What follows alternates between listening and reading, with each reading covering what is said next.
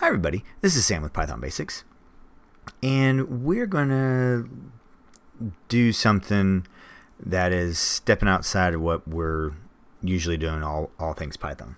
So alright, if you're like me, visualization is very important to your learning. So right now when we're dealing with our Sqlite, we're not being able to see the database. So I want to show you how, because it's just a file right now. It's not a true database, has no viewer.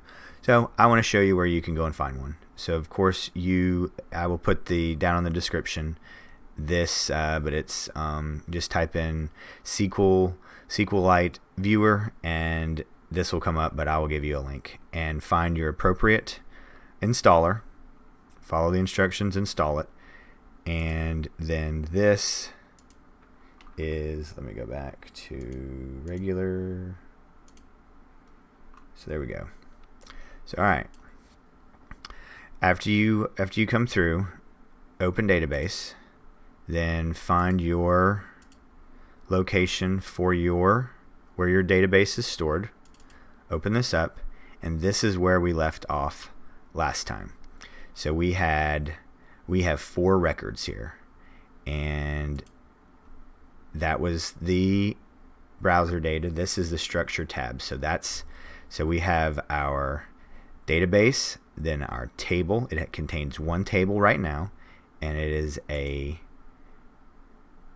we go.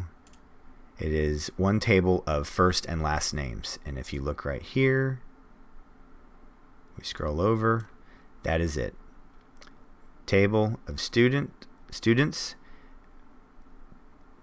name of it is first, and it's a text type.